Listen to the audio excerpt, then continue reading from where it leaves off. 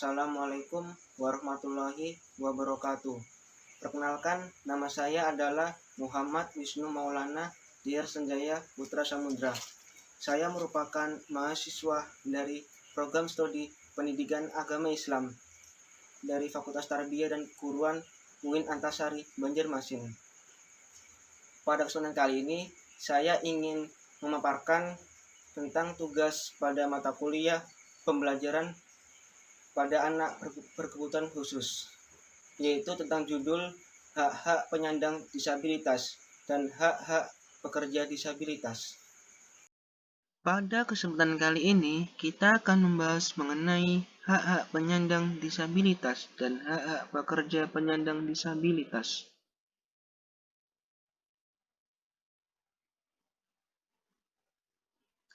Negara Indonesia mengakui dan menjunjung tinggi hak asasi manusia dan kebebasan dasar manusia sebagai hak yang secara kodrati melekat pada manusia, yang harus dilindungi, dihormati, dan ditegakkan demi meningkatkan martabat kemanusiaan, kesejahteraan, kebahagiaan, dan kecerdasan, serta keadilan.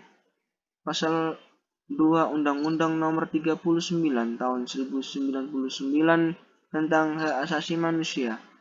Hak dihubungkan dengan perlindungan hukum tidak terlepas dari apa yang dimaksud dengan legal right, di mana hak yang berdasarkan hukum biasanya diartikan sebagai hak yang diakui dan dilindungi oleh hukum. Sebagai akibat adanya kaitan bahwa hak yang berdasarkan hukum merupakan suatu hak yang diakui dan dilindungi oleh hukum.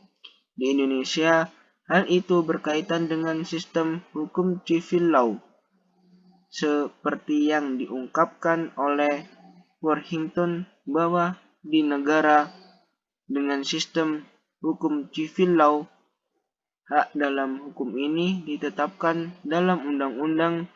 Hal ini dimaksudkan agar masyarakat Indonesia mendapatkan perlindungan hukum bagi hak-hak yang dimilikinya tanpa diskriminasi, sebagaimana perlindungan terhadap hak para tenaga kerja secara umum harusnya juga sudah tertuang dalam Undang-Undang Nomor 13 Tahun 2003.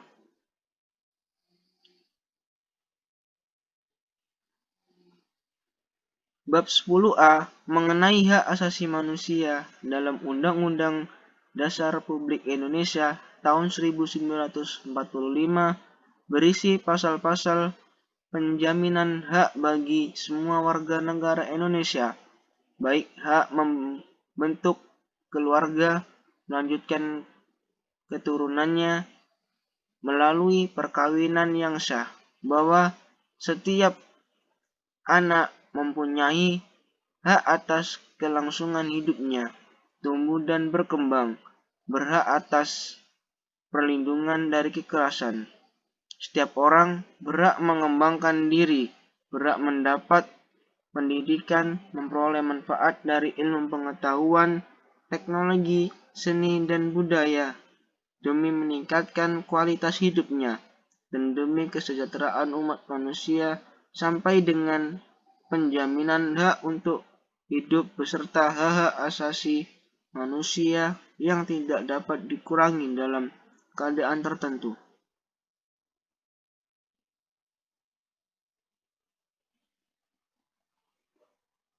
Diaturnya hak asasi manusia dalam Undang-Undang Dasar 1945 membuktikan bahwa hak-hak ini benar-benar penting bagi kelangsungan hidup manusia, khususnya dalam hal ini adalah warga negara Indonesia, sedangkan yang termasuk dalam penyebutan warga negara Indonesia adalah orang-orang bangsa Indonesia asli dan orang-orang bangsa lain yang disahkan dengan undang-undang sebagai warga negara. Pasal 26 ayat 1 Undang-Undang Dasar 1945. Orang-orang bangsa Indonesia asli dan orang-orang bangsa lain yang disahkan dengan undang-undang sebagai warga negara ini. Tentunya di dalamnya termasuk juga orang-orang penyandang cacat yang juga merupakan bagian dari orang-orang bangsa Indonesia asli dan orang-orang bangsa lain yang disahkan sebagaimana yang dijelaskan di atas.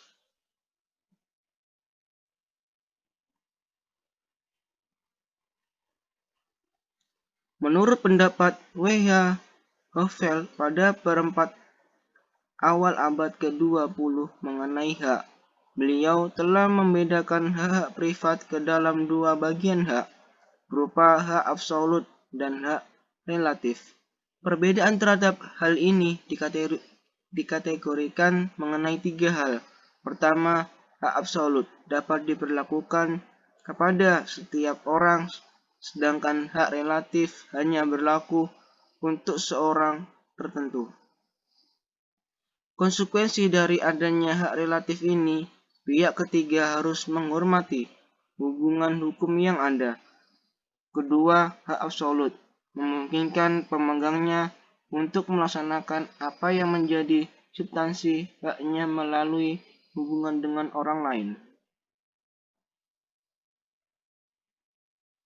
Sisi balik dari hak absolut ini adalah orang lain tidak boleh melakukan pelanggaran atas kesempatan yang dimiliki oleh pemegang hak tersebut.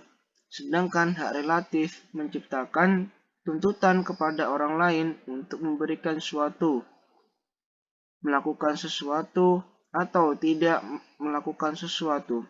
Ketiga, objek hak absolut pada umumnya benda, sedangkan objek hak relatif adalah prestasi, yaitu memberikan sesuatu, melakukan sesuatu, atau tidak melakukan sesuatu.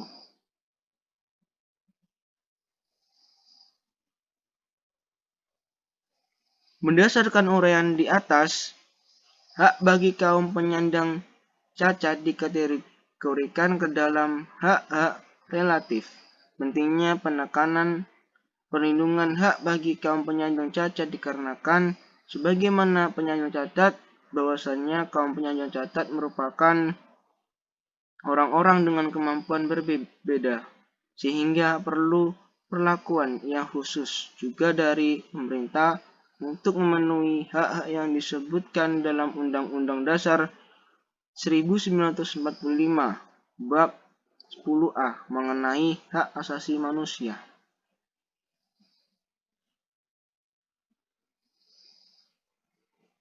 Selain itu, tanpa adanya perlindungan lebih dari pemerintah, para kaum penyandang cacat ini rentan terhadap perlakuan diskriminasi, terlebih terhadap pemenuhan haknya.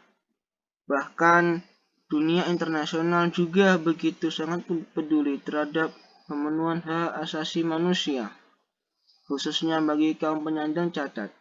Hal ini terbukti dengan adanya Convention on the Rights of Persons with Disabilities.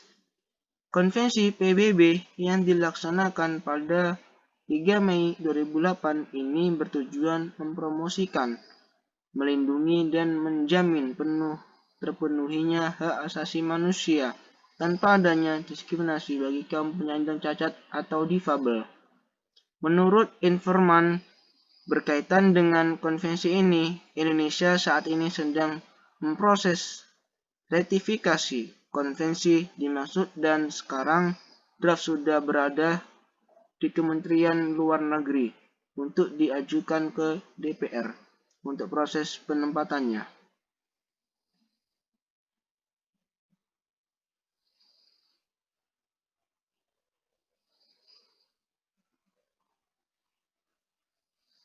Konvensi internasional berdasarkan resolusi PBB nomor 61 garing 1061 tanggal 13 Desember 2006 ini mempunyai beberapa prinsip.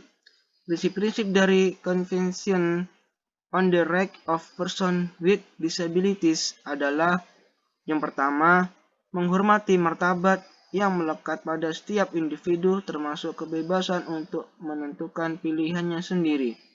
Yang kedua, non-diskriminasi, secara penuh dan efektif berpartisipasi dan ikut serta dalam masyarakat. Keempat, menghargai perbedaan dan penerimaan para penyandang cacat sebagai bagian dari keragaman manusia dan kemanusiaan. Kelima, persamaan kesempatan. Keenam, aksesibilitas. Yang ketujuh, kesetaraan antara laki-laki dan perempuan. Dan yang kedelapan adalah penghormatan terhadap kapasitas berkembang anak-anak penyandang cacat dan menghormati hak-hak anak-anak penyandang cacat untuk mempertahankan identitas mereka.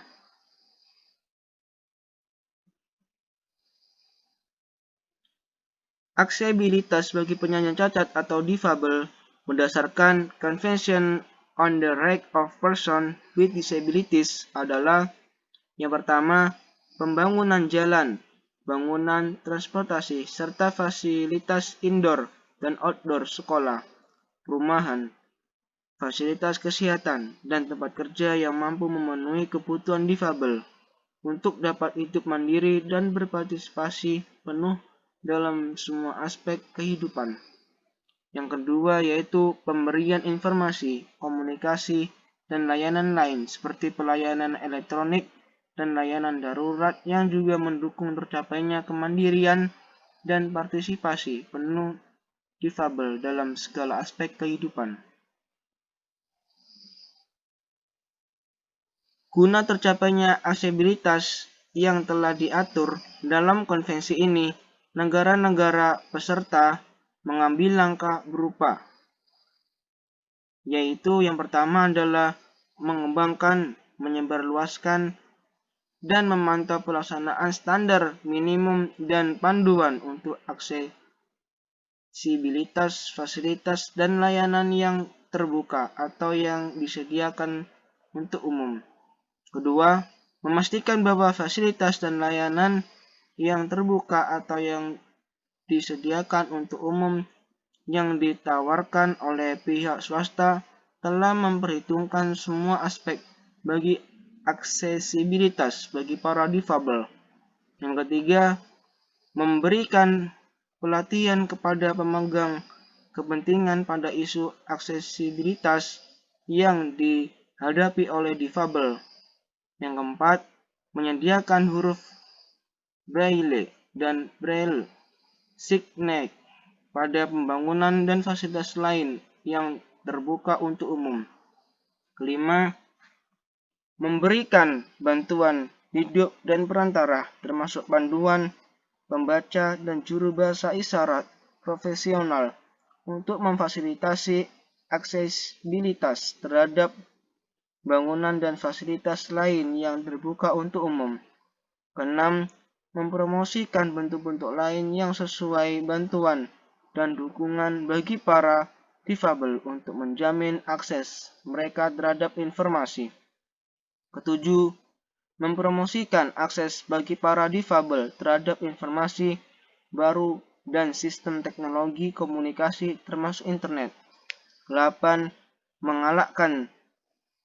Menggalakkan desain, pengembangan, produksi, dan distribusi informasi dan komunikasi dapat diakses dengan teknologi dan sistem pada tahap awal, sehingga teknologi dan sistem ini dapat dicapai dengan biaya minimum.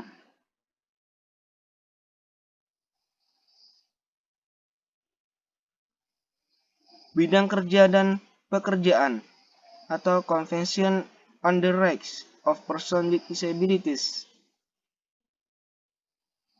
Convention on the Rights of Persons with Disabilities memuat juga mengenai hak para difabel yang disebutkan dalam pasal 27. Dalam pasal ini ditetapkan bahwa negara-negara peserta Convention on the Rights of Persons with Disabilities harus melaksanakan hal-hal sebagai berikut. Yang pertama adalah poin A, mengenai negara-negara peserta mengakui hak para penyandang cacat untuk bekerja atas dasar yang sama dengan orang lain, Ini termasuk hak untuk kesempatan mendapatkan nafkah dengan pekerjaan yang dipilih atau diterima secara bebas dalam pasar tenaga kerja dan lingkungan kerja yang terbuka, inklusif, dan dapat diakses bagi para difabel. Negara-negara peserta akan menjaga dan meningkatkan realisasi hak untuk bekerja, termasuk bagi mereka yang memperoleh cacat selama bekerja, dengan mengambil langkah-langkah yang tepat. Termasuk melalui undang-undang untuk antara lain, yang pertama adalah melarang diskriminasi atas dasar kecacatan yang berkaitan dengan semua hal mengenai segala bentuk pekerjaan, termasuk rekrutmen, mempekerjakan, dan kesempatan kerja, kelangsungan pekerjaan, perkembangan karir, serta kondisi kerja yang sehat dan aman. Kedua, melindungi hak-hak para difabel atas dasar yang sama dengan orang lain, yang adil dan kondisi kerja yang menguntungkan, termasuk kesempatan yang sama dan upah yang sama untuk pekerja yang sama nilainya, kondisi kerja yang aman dan sehat, termasuk perlindungan dari pelecehan dan ganti rugi keluhan. Yang ketiga, memastikan bahwa para difabel mampu melaksanakan serikat buruh dan hak yang sama dengan yang lain. Keempat, memungkinkan para difabel memiliki akses yang efektif untuk umum, teknis, dan program-program bimbingan, kejuruan, dan keberlanjutan. Kelima, meningkatkan kesempatan kerja dan peningkatan karir bagi para difabel di pasar tenaga kerja serta bantuan dalam mencari, memperoleh, memelihara, dan kembali ke lapangan kerja. Keenam, kesempatan untuk mempromosikan kerja mandiri, kewirausahaan, pengembangan koperasi, dan memulai bisnis sendiri. Ketujuh, memperkerjakan para difabel di sektor publik. Kedelapan, menggalakkan kerja para difabel di sektor swasta melalui kebijakan dan langkah-langkah yang tepat yang mungkin mencakup program-program tindak afirmatif, insentif, dan kebijakan lainnya. 9. Memastikan bahwa akomodasi wajar disediakan bagi para difabel di tempat kerja. 10. Mempromosikan akuisisi oleh para difabel pengalaman kerja di pasar kerja terbuka. 11. Mempromosikan rehabilitasi kejuruan dan profesional pekerja, retensi, dan kembali ke program kerja bagi para difabel.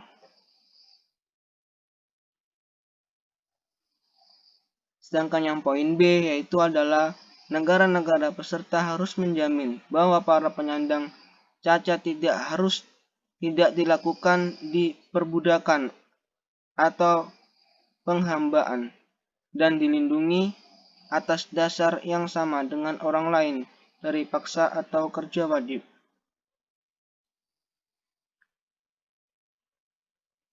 Mungkin itu saja yang bisa saya sampaikan. Maka akan saya akhiri.